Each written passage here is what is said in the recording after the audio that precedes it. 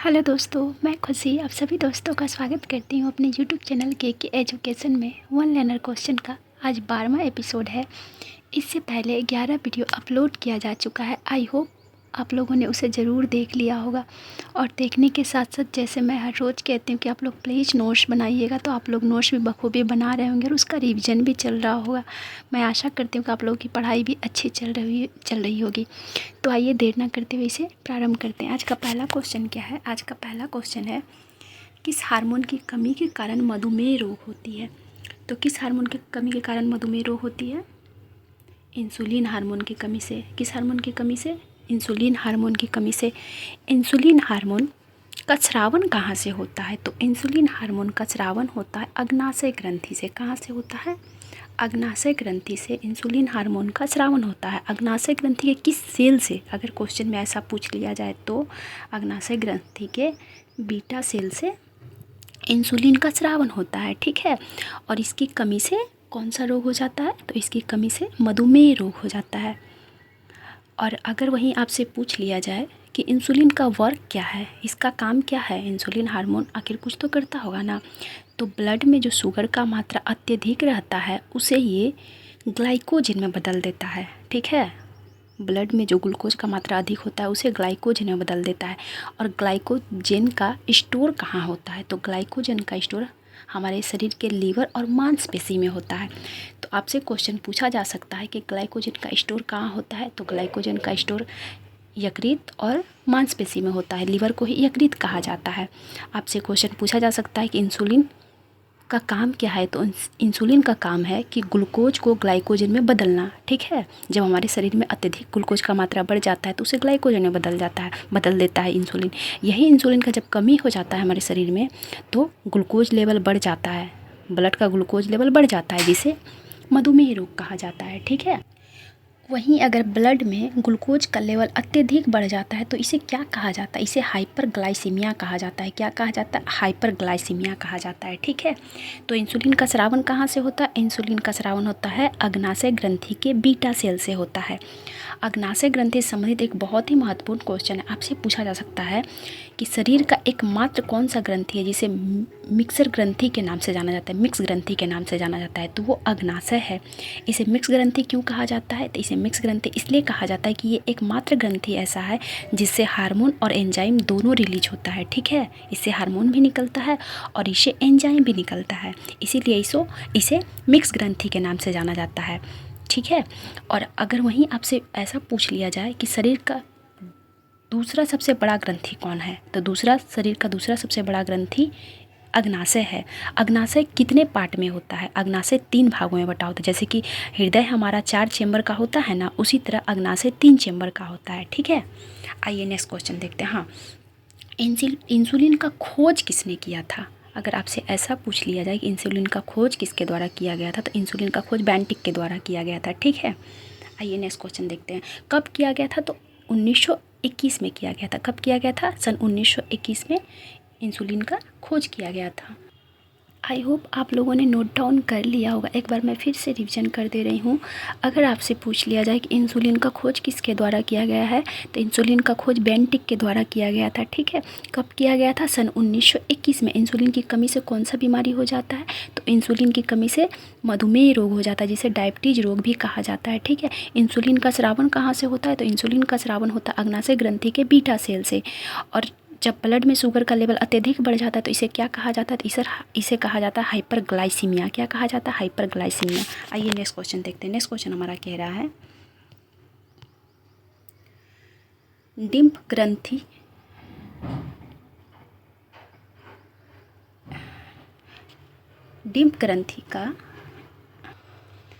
डिम्ब ग्रंथि हार्मोन का कौन सा उदाहरण है? तो डिम्ब ग्रंथि को ही अंडाशय भी कहा जाता है। ठीक है। और इसे ही ओवरी भी कहा जाता है। तो इससे किस हार्मोन का रिलीज होता है? इससे एस्ट्रोजन हार्मोन का रिलीज होता है। किस हार्मोन का? Estrogen hormone. और ये एक फीमेल हार्मोन है। ठीक है। ये कौन सा हार्मोन है? ये एक फीमेल हार्मोन है। और एस्ट्रोजन और प्रोजेस्टेरोन हार्मोन को महिला सेक्स हार्मोन भी कहा जाता है। किस नाम से जाना जाता है? एस्ट्रोजन हार्मोन और प्रोजेस्टेरोन हार्मोन को सेक्स हार्मोन के नाम से जाना जाता है। किस नाम से जाना जाता है? सेक्स हार्मोन के नाम से जाना जाता है। अगर वहीं आपसे पूछ लिया जाए कि पुरुष सेक्स हार्मोन के नाम से किस हार्मोन को जाना जाता है, तो एंड्रोजन हार्मोन को पुरुष सेक्स हार्मोन के नाम से जाना जाता है। ठीक है, किस हार्मोन को?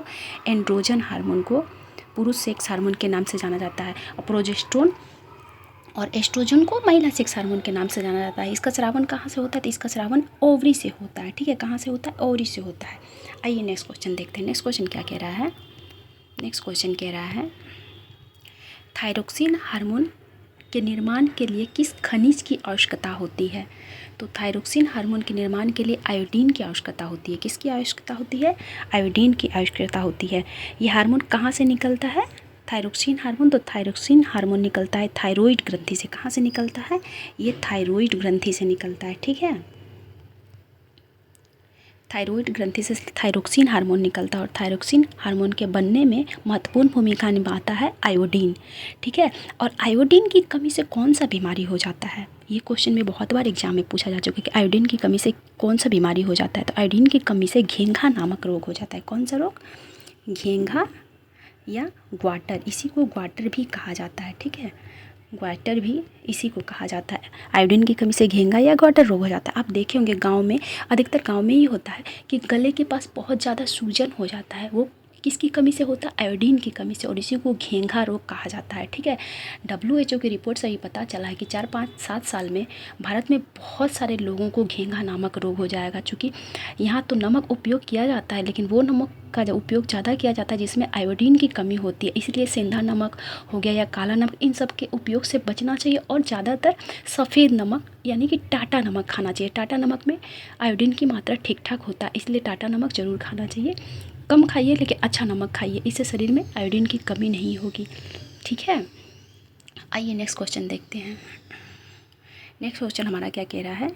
नेक्स्ट क्वेश्चन कह रहा है कि जब कोई बहुत क्रोधित या शर्मिंदा, चिंतित हो जाता है तो कौन सा हार्मोन तनाव को समायोजित करता है?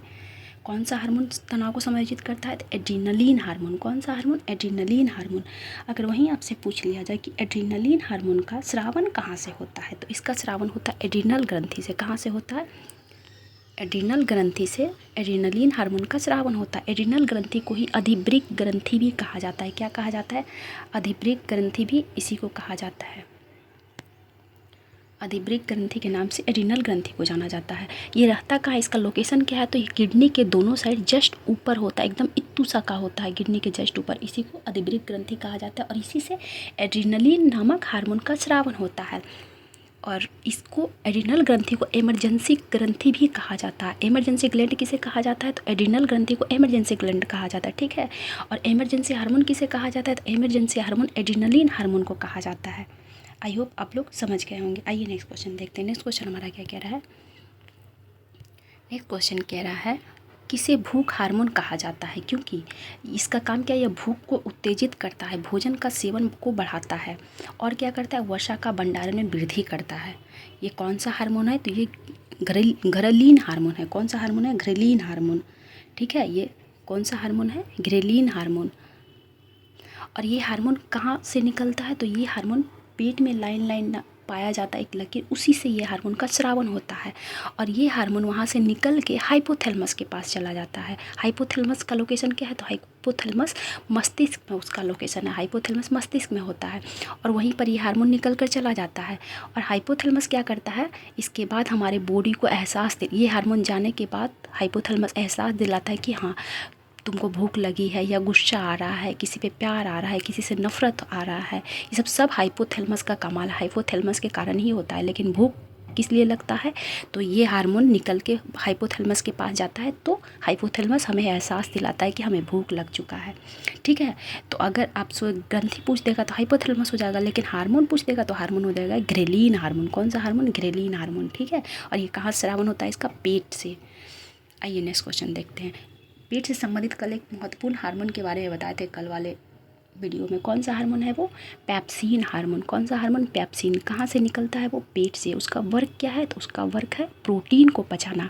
दूध को कौन सा हार्मोन पचाता है? कल वाला वीडियो में यही मैं बता चुकी हूँ। तो दूध को पचाने का कार्य करता है रेनिन हार्मोन। कौन सा हार्मोन? Rennin hormone.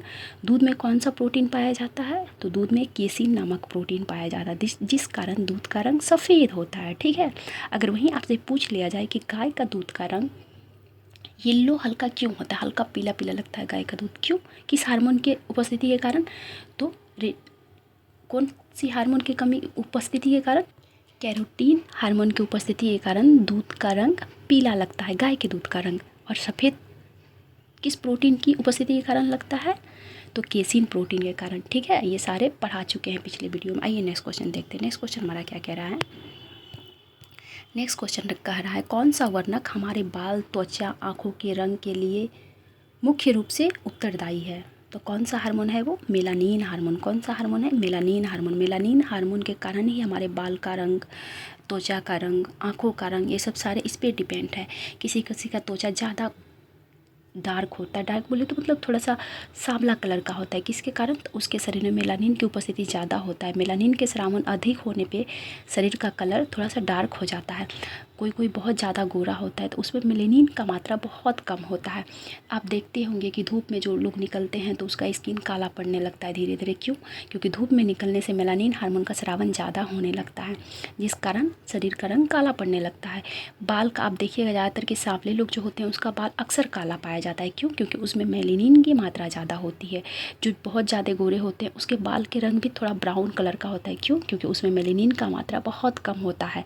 आप देखते होंगे अंग्रेज लोगों का बाल सफ़ेद होता है, मतलब ब्राउन कलर का होता है, वो अत्यधिक गोरे होते हैं, क्यों? क्योंकि उनमें मेलानिन की मात्रा बहुत कम होती है। इसीलिए नाइजीरिया के लोग, दक्षिण अफ्रीका के लोग थोड़े काले कलर के होते हैं, थोड़े क्या बहुत ज़्यादा, उनके बाल भी काले होते हैं। आप देखिएगा एकदम नाम मात्रा का, एकदम बिल्कुल भी ना के हिसाब से आप बोलिएगा तो उन लोगों का बाल ब्राउन होता है, ज़्यादातर काला ही, आपको मैक्सिमम काला होता है, क्यों? क्योंकि उनमें मेलानिन की मात्रा अत्यधिक होता है। ठीक है, और मेलानिन के कारण ही हमारे बाल का रंग, हमारे त्वचा का रंग, हमारी आँखों का रंग, इवन हमारे मस्तिष्क में जो न्यूरॉन है ना उसका रंग भी मेलानिन पे डिपेंड कर रहा है। ठीक है, और आपकी जानकारी के लिए एक बात बता दूं कि हमारे जो मस्तिष्क में न्यूरॉन होता है, सब लोगों में न्यूरॉन का कलर भी एक जैसा नहीं होता है, न्यूरॉन का कलर भी डिफरेंट होता है। ठीक है, आइए नेक्स्ट क्वेश्चन देखते हैं। हाँ, न्यूरॉन जब बोल ही रही हूँ तो आप बताइए तंत्रिका तंत्र का यूनिट क्या है? तो तंत्रिका तंत्र का इकाई है न्यूरॉन। क्या है? न्यूरॉन। जैसे किडनी का इकाई क्या है? तो किडनी का इकाई है नेफ्रॉन। क्या है? किडनी का इकाई, तो किडनी का इकाई है नेफ्रॉन, किडनी का इकाई है। जबकि न्यूरॉन किसका इकाई है? तो न्यूरॉन है तंत्रिका तंत्र का। ठीक है, आइए नेक्स्ट क्वेश्चन देखते हैं। नेक्स्ट क्वेश्चन क्या कह रहा है हमारा? नेक्स्ट क्वेश्चन कह रहा है युवा अवस्था के समय लड़कों में दिखाई देने वाली उपस्थिति में बदलाव का रीजन क्या है? तो बदलाव का रीजन है टेस्टोस्टेरोन हार्मोन। कौन सा हार्मोन? Testosterone hormone. आप देखते होंगे कि 12-13 साल का लड़का जो होता है उसकी आवाज़ थोड़ी सी मोटी होने लगती है, गले के पास थोड़ा सा ऊंचा टाइप सा हो जाता है। क्या रीजन है इसका? तो इसका रीजन है कि उसमें टेस्टोस्टेरोन हार्मोन का स्रावन प्रारंभ हो जाता है, जिस कारण ऐसा होता है, टेस्टोस्टेरोन हार्मोन के कारण। ठीक है, और गले में आप देखिएगा जब बच्चे 12-13-14 साल के होने लगते हैं तो उनके गले में एक उभार टाइप सा दिखने लगता है कंठ के पास। उस उभार को क्या कहा जाता है? तो उसे एडम्स एप्पल के नाम से जाना जाता है। क्या कहा जाता है? Adam's apple. और एडम्स एप्पल जो है वो सिर्फ लड़कों में पाया जाता है। ठीक है, लड़कियों का गले के पास आप कभी भी उभरा हुआ भाग नहीं देखेंगे, मैक्सिमम वो लड़कों के गले के पास ही उभरा हुआ भाग होता है, जिसे क्या कहा जाता है? एडम्स एप्पल कहा जाता है। ठीक है, और ये कब दिखना प्रारंभ होता है? तो ये 12-13 साल के बाद ही दिखना प्रारंभ होता है। आइए नेक्स्ट क्वेश्चन देखते हैं। नेक्स्ट क्वेश्चन हमारा क्या कह रहा है? नेक्स्ट क्वेश्चन कह रहा है पुरुष मानव शरीर के किस अंग को एडम्स एप्पल कहा जाता है? अभी जस्ट मैं बताई किसको कहा जाता है? कंठ या टेटवा को कहा जाता है। ये कंठ के पास जो उभरा हुआ भाग होता है उसे ही एडम्स एप्पल कहा जाता है। ठीक है, और ये सिर्फ पुरुष में पाया जाता है। आइए नेक्स्ट क्वेश्चन देखते हैं। नेक्स्ट क्वेश्चन हमारा क्या कह रहा है? परिवार नियोजन योजना किस पंचवर्षीय योजना के समय लागू किया गया था? तो परिवार नियोजन योजना को पंचवर्षीय योजना के समय लागू किया गया था। कब किया गया था? पंचवर्षीय योजना के समय। तो आइए पंचवर्षीय योजना से संबंधित कुछ एग्ज़ाम में आने वाले क्वेश्चन को देख लेते हैं। एग्जाम में बहुत बार रिपीटेड क्वेश्चन को ही आपको बताऊंगी। ठीक है, तो पहले तो हम जान लेते हैं कि कुल पंचवर्षीय योजना कितने थे। तो कुल पंचवर्षीय योजना 12 थे। ठीक है, पंचवर्षीय योजना का प्रारंभ कब हुआ था? तो पहली पंचवर्षीय योजना 1951 से 56 था। कितना था? 1951 1951 से 56 प्रथम पंचवर्षीय योजना। और किस मॉडल पर आधारित था प्रथम पंचवर्षीय योजना? तो हेरोल्ड डोमर मॉडल पर। किस मॉडल पर? हेरोल्ड डोमर मॉडल पर पहली पंचवर्षीय योजना प्रारंभ हुआ था। ठीक है, इसी पर आधारित था और ये प्रारंभ हुआ था 1951 से 1956।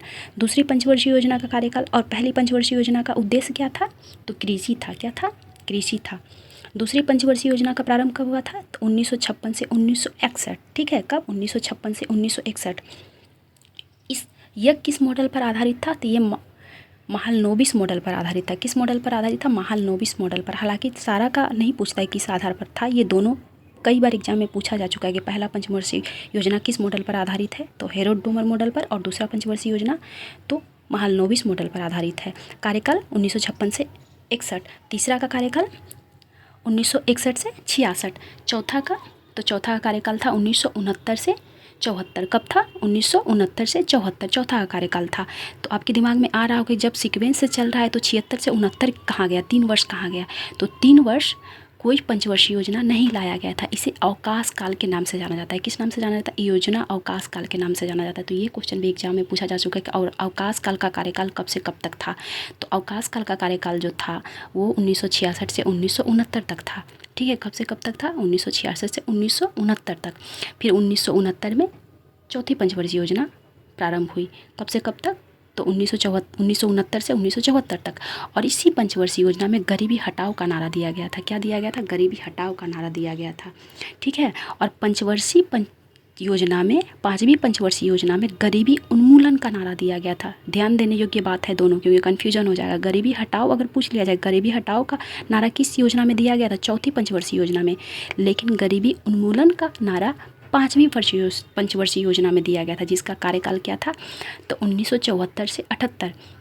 एक और बहुत ही महत्वपूर्ण क्वेश्चन पूछा जाता है कि कौन सा पंचवर्षीय योजना काल है जिसका कार्यकाल मात्र 4 वर्ष का था?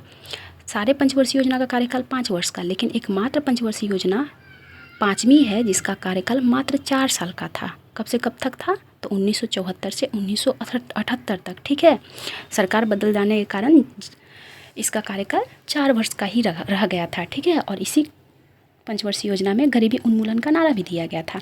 वहीं अगर छठी की बात करें तो छठी का कार्यकाल क्या था? तो छठा पंचवर्षीय योजना का कार्यकाल था 1980 से 85। क्या था? 1980 से 85।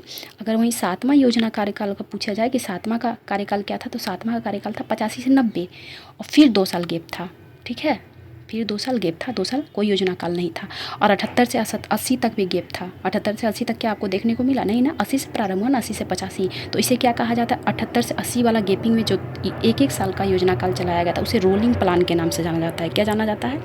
उसे रोलिंग प्लान के नाम से जाना जाता है। ठीक है, जैसे कि 66 से 69 वाले गैपिंग को किस नाम से जाना जाता था? योजना अवकाश काल के नाम से।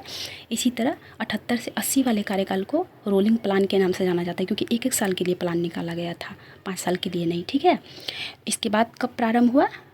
तो 7वां प्रारंभ हुआ 85 से 90 और 8वां प्रारंभ हुआ 92 से 97, क्योंकि 2 साल गैप था ना, 1990 से 92 तक कोई नहीं चला था।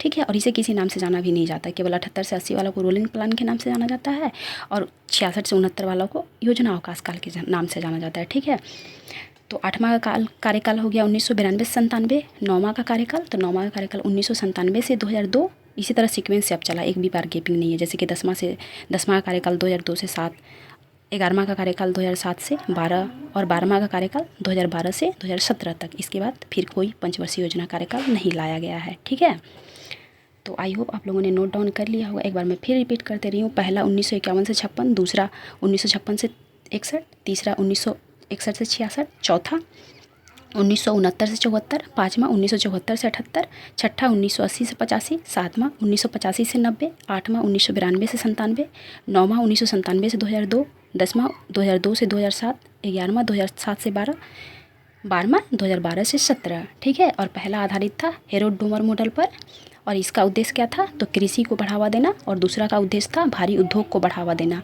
ठीक है, और दूसरा किस पर आधारित था? तो महालनोबिस पर आधारित था। ठीक है, पीसी महालनोबिस पर आधारित था। आइए नेक्स्ट क्वेश्चन देखते हैं। नेक्स्ट क्वेश्चन हमारा क्या कह रहा है? नेक्स्ट क्वेश्चन कह रहा है ग्रीन हाउस गैसों के उत्सर्जन में कटौती हेतु क्योटो प्रोटोकॉल सम्मेलन कब हुआ था? तो क्योटो प्रोटोकॉल सम्मेलन हुआ था सन 1997 में। कब हुआ था? सन 1997 में क्योटो प्रोटोकॉल हुआ था। और इसे लागू कब किया गया था? तो इसे लागू किया गया था 2005 में। कब लागू किया गया था? 2005 में। और किस लिए हुआ था? तो ये ग्रीन हाउस गैसों के उत्सर्जन में कटौती लाने के लिए किया गया था, ठीक है। अगर वहीं आपसे पूछ लिया जाए कि मॉन्ट्रियल प्रोटोकॉल कब हुआ था, तो मॉन्ट्रियल प्रोटोकॉल 1987 में हुआ था। कब हुआ था? ये सब सारे एग्जाम में पूछे जा चुके हैं। मॉन्ट्रियल प्रोटोकॉल कब हुआ था? 1987 में। किस लिए हुआ था? तो ओजोन संरक्षण से रिलेटेड था। ये किससे रिलेटेड था? ओजोन संरक्षण से रिलेटेड था। और ये लागू कब किया गया था? तो ये लागू किया गया था मॉन्ट्रियल प्रोटोकॉल 1 जनवरी 1989 को। कब लागू किया गया था? 1 जनवरी 1989 को। वहीं अगर आपसे पूछ लिया जाए कि पृथ्वी अर्थ सम्मेलन, प्रथम पृथ्वी सम्मेलन कब हुआ था, तो प्रथम पृथ्वी सम्मेलन हुआ था 1992 में। कब हुआ था? 1992 में प्रथम पृथ्वी सम्मेलन हुआ था। कहाँ हुआ था? तो रियो डी जेनेरियो में। ये कहाँ पड़ता है? ये ब्राज़ील में पड़ता है।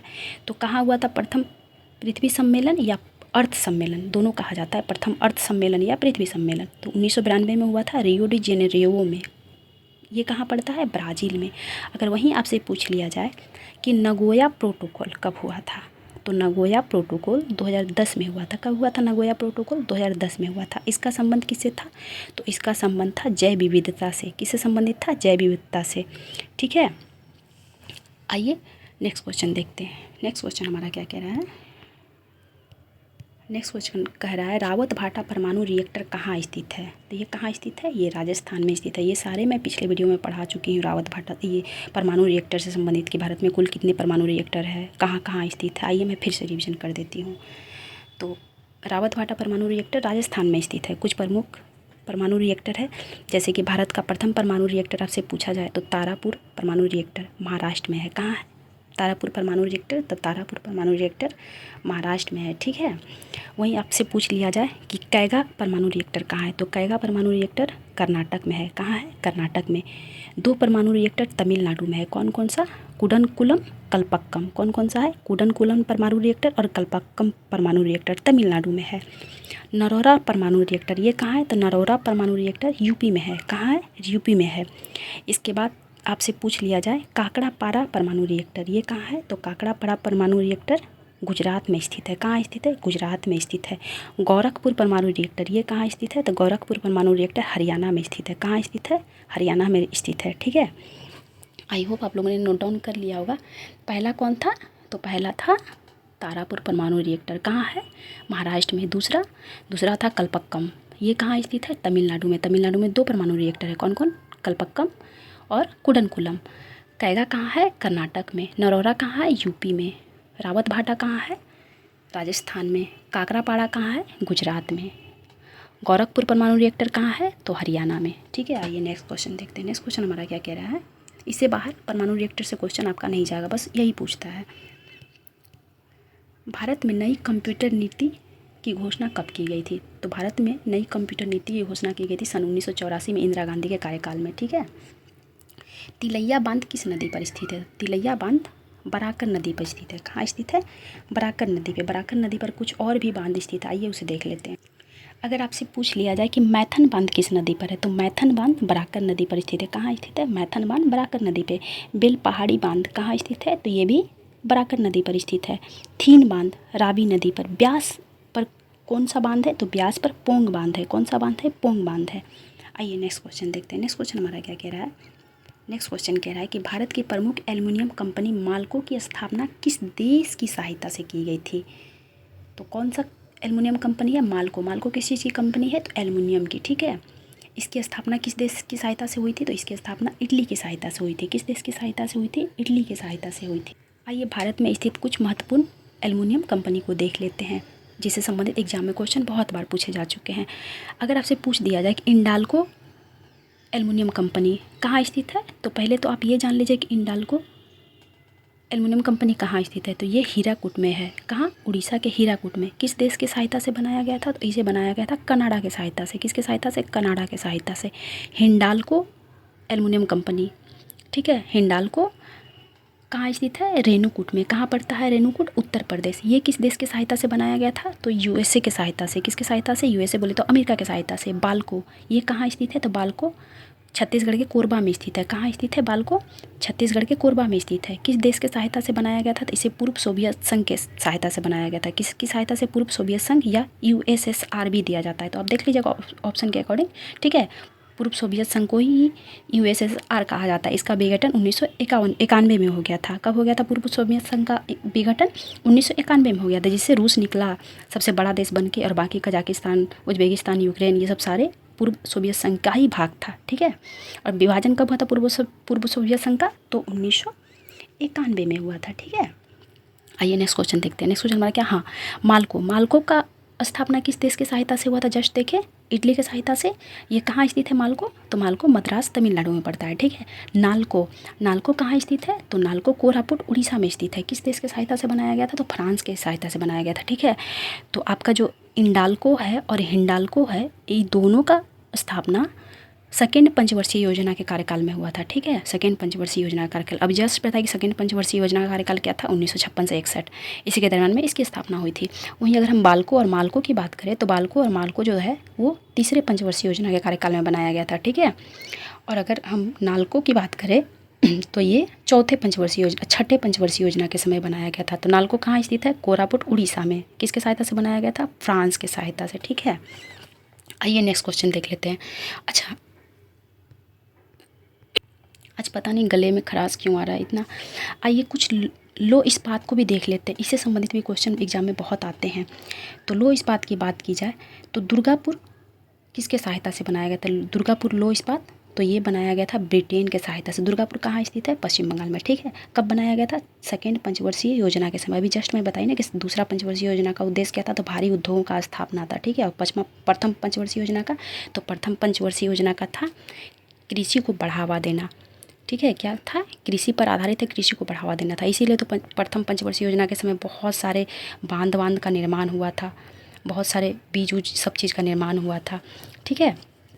तो दुर्गापुर की स्थापना किस देश के सहायता से हुआ था? ब्रिटेन का। राउल किला का स्थापना किस देश के सहायता से हुआ था? राउल किला लौह उद्योग का जर्मनी के सहायता से। भिलाई का तो पूर्व सोवियत संघ का। वहीं बोकारो की बात की जाए तो बोकारो वाला तो पहले तो आप ये जान लीजिए कि इसकी स्थापना थर्ड पंचवर्षीय योजना के समय हुआ था, ठीक है। और किस देश के सहायता से? तो रूस के सहायता से। किसके सहायता से? रूस के सहायता से, या पूर्व सोवियत संघ ही था उस समय, तो इसके सहायता से। और बोकारो में लोहा उत्पादन प्रारंभ कब से हुआ था? इसकी स्थापना तो हो गई थी थर्ड पंचवर्षीय योजना के समय, लेकिन उसका उत्पादन प्रारंभ हुआ था चौथी पंचवर्षीय योजना के समय। कब? चौथी पंचवर्षीय योजना के समय, ठीक है। आइए नेक्स्ट क्वेश्चन देखते हैं। नेक्स्ट क्वेश्चन क्या कह रहा है? नेक्स्ट क्वेश्चन कह रहा है कि चीन के साथ कितने भारतीय राज्य सीमा बनाती है? तो कुल 4 राज्य, भारत के 4 राज्य का सीमा चीन से लगता है। कौन कौन सा राज्य है वो? उत्तराखंड, हिमाचल प्रदेश, सिक्किम, अरुणाचल प्रदेश। कौन कौन सा है? उत्तराखंड, हिमाचल प्रदेश, सिक्किम, अरुणाचल प्रदेश, ठीक है। आइए कुछ और देश के साथ भारतीय राज्यों का सीमा देख लेते हैं। बांग्लादेश के साथ भारत के कुल कितने राज्यों का सीमा लगता है? तो बांग्लादेश के साथ भारत के 5 राज्यों का सीमा लगता है। कौन कौन सा? पश्चिम बंगाल, असम, मेघालय, त्रिपुरा, मिजोरम। म्यांमार के साथ कितने राज्यों का सीमा लगता है? तो म्यांमार के साथ कुल 4 भारतीय राज्यों का सीमा लगता है। कौन कौन सा? अरुणाचल प्रदेश, नागालैंड, मणिपुर, मिजोरम। कौन कौन सा? अरुणाचल प्रदेश, नागालैंड, मिजोरम, मणिपुर। नेपाल के साथ कितने राज्यों का सीमा लगता है? तो नेपाल के साथ 5 राज्यों का सीमा लगता है। कौन कौन सा? उत्तर प्रदेश, बिहार, उत्तराखंड, सिक्किम, पश्चिम बंगाल। भूटान के साथ कितने भारतीय राज्यों का सीमा लगता है? तो 4। कौन कौन से? अरुणाचल प्रदेश, असम, पश्चिम बंगाल, सिक्किम, ठीक है। आइए नेक्स्ट क्वेश्चन को देखते हैं। नेक्स्ट क्वेश्चन हमारा क्या कह रहा है? भारत का सबसे पुराना कोयला क्षेत्र कौन सा है? तो भारत का सबसे पुराना कोयला क्षेत्र रानीगंज है। कौन सा है? रानीगंज है। और ये कहाँ पड़ता है? तो ये पश्चिम बंगाल में पड़ता है। कहाँ पड़ता है? पश्चिम बंगाल में पड़ता है, ठीक है। और इसमें सबसे घटिया कोयला का उत्पादन होता है। सबसे घटिया कोयला कौन सा है? सबसे घटिया कोयला है पीट, जिसमें कोयला का मात्रा बहुत ही कम रहता है, कार्बन का मात्रा बहुत कम रहता है, इसीलिए इसको घटिया कोयला भी कहा जाता है, पीट कोयला को, ठीक है। इसी का उत्पादन रानीगंज से होता है। आइए नेक्स्ट क्वेश्चन देखते हैं। नेक्स्ट क्वेश्चन हमारा क्या कह रहा है कि उपभोक्ता की बचत का सिद्धांत किसके द्वारा दिया गया था? तो उपभोक्ता के बचत का सिद्धांत दिया गया था रोडन के द्वारा। किसके द्वारा दिया गया था? रोडन के द्वारा। वहीं अगर आपसे पूछ लिया जाए कि बाजारवादी सिद्धांत किसने दिया था, तो बाजारवादी सिद्धांत जो है वो JB शेख के द्वारा दिया गया था। किसके द्वारा दिया गया था? JB शेख के द्वारा बाजारवादी सिद्धांत दिया गया था, ठीक है। नेक्स्ट क्वेश्चन हमारा क्या कह रहा है? नेक्स्ट क्वेश्चन कह रहा है कि क्षेत्रीय ग्रामीण बैंक की स्थापना किस समिति के सिफारिश पर हुई थी। तो क्षेत्रीय ग्रामीण बैंक की स्थापना सुरैया समिति के सिफारिश पर हुई थी। किसके सिफारिश पर? सुरैया समिति के सिफारिश पर। कब इसकी स्थापना हुई थी? तो इसकी स्थापना हुई थी 2 अक्टूबर 1975 को। कब हुई थी? 2 अक्टूबर 1975 को। अगर वहीं आपसे पूछ लिया जाए कि नाबार्ड की स्थापना कब हुई थी, तो नाबार्ड की स्थापना हुई थी 12 जुलाई 1982 को। कब हुई थी नाबार्ड की स्थापना? 12 जुलाई 1982 को। किस समिति के सिफारिश पर? तो शिवरामन समिति के सिफारिश पर नाबार्ड की स्थापना हुई थी।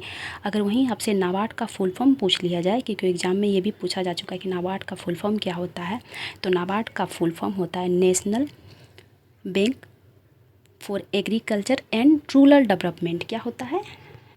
National bank for agriculture and rural development. क्या होता है? National bank for agriculture and rural development NABARD का फुल फॉर्म होता है। और किस समिति की सिफारिश पर नाबार्ड की स्थापना हुई थी? शिवरामन समिति की सिफारिश पर। वहीं अगर आपसे पूछ लिया जाए कि दिनेश गोस्वामी समिति का संबंध किससे है, तो दिनेश गोस्वामी का संबंध चुनाव सुधार से है। किससे? चुनाव सुधार से। महाजन समिति का संबंध किससे है? तो महाजन समिति का संबंध है चीनी उद्योग से। महाजन समिति का संबंध किससे है? चीनी उद्योग से। ठीक है, आइए नेक्स्ट क्वेश्चन देखते हैं। नेक्स्ट क्वेश्चन हमारा क्या कह रहा है? नेक्स्ट क्वेश्चन कह रहा है बाल गंगाधर तिलक ने किस अखबार का संपादक किए थे या करते थे? तो वो केसरी और मराठा करते थे। ये इनके बहुत ही प्रसिद्ध समाचार पत्र है जिसका ये प्रकाशन करते थे। ठीक है, अगर इससे संबंधित क्वेश्चन आपसे पूछा जाता है कि केसरी जो है वो किस भाषा में प्रकाशित होता था, तो केसरी देखिए नाम सुन के तो अलग ही लग रहा है, लेकिन ये मराठी भाषा में होता था। किस भाषा में होता था? केसरी को मराठी भाषा में किया जाता था और मराठी को अंग्रेजी भाषा में किया जाता था। ठीक है, उल्टा ही है। मराठी सुन के लग रहा है कि मराठी भाषा में इसका प्रकाशन होता होगा, लेकिन नहीं, मराठी को अंग्रेजी भाषा में प्रकाशन किया जाता था और केसरी को मराठी भाषा में प्रकाशन किया जाता था। ठीक है, अगर इनसे संबंधित एक बहुत ही महत्वपूर्ण स्टेटमेंट है जो बहुत बार एग्जाम में वो ही पूछा जा चुका है कि स्वतंत्रता हमारा जन्मसिद्ध अधिकार है। ये स्टेटमेंट किसने दिया था? तो स्वतंत्रता हमारा जन्मसिद्ध अधिकार है बाल गंगाधर तिलक के द्वारा सन 1916 में दिया गया था। कब दिया गया था? सन 1916 में बाल गंगाधर तिलक के द्वारा दिया गया था। गीता रहस्य ये किसके द्वारा लिखा गया था? ये किसका ग्रंथ किसके द्वारा लिखा गया था? तो गीता रहस्य बाल गंगाधर तिलक के द्वारा लिखा गया था। किसके द्वारा लिखा गया था? बाल गंगाधर तिलक के द्वारा। वहीं इनसे संबंधित एक और क्वेश्चन पूछा जाता है कि गरम दल और नरम दल को मिलाने में किसका हाथ था? मतलब किसके सहयोग से गरम दल और नरम दल एक हुआ था? तो गरम दल और नरम दल को एक करने में बाल गंगाधर तिलक और एनी बेसेंट का बहुत ही सहयोग था। इन्हीं दोनों के सहयोग से गरम दल और नरम दल एक हो गया था। तो आपके दिमाग में आ रहा होगा गरम दल नरम दल क्या होता है? तो गरम दल नरम दल जो है वो भारतीय राष्ट्रीय कांग्रेस के दो पार्टी थे, मतलब दो अलग अलग गुट में बट गए थे। ठीक है, जिसको एक को तो कहा जाता है गरम दल और एक को कहा जाता है नरम दल। गरम दल में वो लोग शामिल थे जो थोड़े से एग्रेसिव माइंड के थे। ठीक है, उन्हें गरम दल का, जैसे गरम दल में शामिल हैं 3 प्रमुख नेता हैं लाल बाल पाल। लाल कौन है? तो लाला लाजपत राय। बाल कौन है? बाल गंगाधर तिलक। और यहीं एक पाल हो गया, ये कौन थे? तो ये बिपिन चंद्र पाल थे। बाल गंगाधर तिलक कहाँ के थे? महाराष्ट्र के थे। लाला लाजपत राय पंजाब के थे। बिपिन चंद्र पाल ये कहाँ के थे? तो ये पश्चिम बंगाल के थे। तो क्वेश्चन में ये भी पूछा जाता है कि लाल बाल पाल के नाम से किन 3 नेताओं को जाना जाता है? अलग अलग नाम दिया रहता है। तो कौन कौन से हो जाएंगे? लाल बाल पाल के नाम से प्रसिद्ध थे लाला लाजपत राय, बाल गंगाधर तिलक और बिपिन चंद्र पाल। इन्हीं तीनों को लाल बाल पाल के नाम से जाना जाता है। ठीक है, और भारतीय अशांति का जनक कहा जाता है। किसे कहा जाता है? बाल गंगाधर तिलक को कहा जाता है। ठीक है, वहीं अगर आपसे पूछ दिया जाए कि भारतीय अशांति का माता के नाम से किसे जाना जाता है, तो मैडम बीकाजी कामा को जाना जाता है। किसे जाना जाता है? मैडम बीकाजी कामा को जाना जाता है। ठीक है, आई होप आज का एपिसोड भी आप लोगों को पसंद आएगा। और क्वेश्चन तो बहुत ही लाजवाब है, नो डाउट। आप लोग प्रीवियस क्वेश्चन लगा रहे होंगे, जब आप लोगों से क्वेश्चन लग रहे होंगे अच्छे से या कॉन्सेप्ट क्लियर हो रहा होगा तो आप लोगों को खुद ही विश्वास हो रहा हो कि हाँ सही बात है। मैं फिर से बता दूं कि अगर किसी टॉपिक से संबंधित कोई क्वेश्चन आपके माइंड में आए तो ज़रूर आप लोग पूछिएगा, कमेंट बॉक्स में कमेंट कीजिएगा, मैं उसका जवाब ज़रूर दूँगी। Thank you so much.